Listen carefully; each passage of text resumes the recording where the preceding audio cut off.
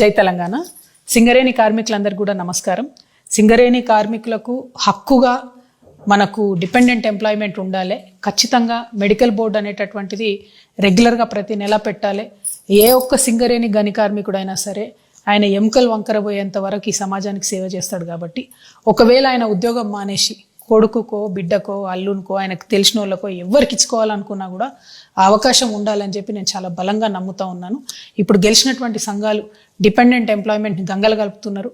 Medical board పెట్టకపోయినా అడుగుతలేరు.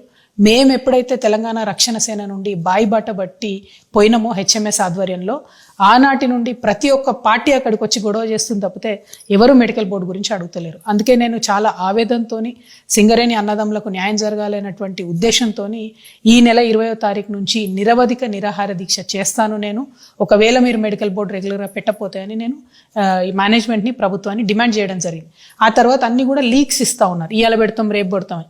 నేను మళ్ళీ ఒకసారి విస్పష్టంగా ప్రభుత్వానికి మేనేజ్మెంట్కి హెచ్చరిక చేస్తా ఉన్నా. ఒక్క నెల పెట్టి ఆపడం కాదు, ఈ నెలతో పాటు ప్రతి నెల మీరు మెడికల్ బోర్డు పెట్టండి. ఉన్న పెండింగ్ అప్లికేషన్స్ పూర్తయ్యే వరకు నెలకు 2 రోజులు పెట్టండి. ఆ తర్వాత రెగ్యులరైజ్ అయిన తర్వాత మెడికల్ బోర్డు నెలకు ఒకసారి పెట్టినా కూడా రెగ్యులర్గా ఉంటుంది. దయచేసి అన్ఫిట్ చేయాలనే ఉద్దేశంతో పెట్టండి, ఫిట్ చేయాలనే ఉద్దేశంతో కాదు, కరప్షన్ చేయాలనే ఉద్దేశంతో కాదు, పైసలు వసూలు చేయాలనే ఉద్దేశంతో కాదు.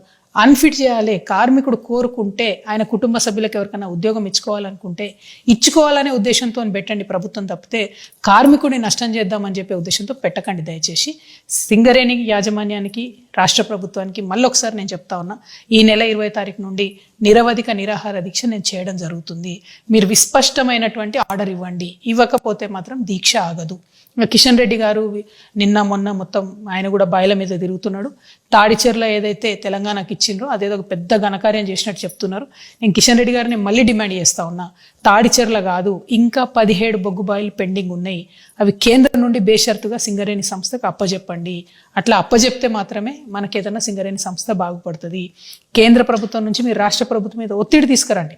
మీరు కోల్ మినిస్టర్ ఉన్నారు, మీకు కూడా 49% షేర్ ఉంటుంది సింగరేణిలో, కోల్ ఇండియాలో.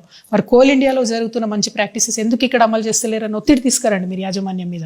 అప్పు ఉంది రాష్ట్ర ప్రభుత్వం, జెన్కో నుంచి 54,000 కోట్లు ఇవ్వాలి, అది ఎందుకు ఇస్తలేరు అని అడగండి.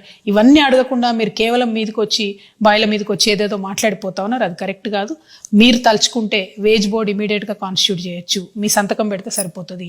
రెండవది, మీరు తలుచుకుంటే పర్క్స్ మీద ఐటీ వేస్తూ ఉన్నారో అది రద్దు చేయండి. మీరు ఆ విషయం చెప్తలేరు ఎక్కడ కూడా బాయిల మీద, అది కేంద్ర ప్రభుత్వ పరిధిలో అంశం. ఆ విషయాన్ని కూడా కిషన్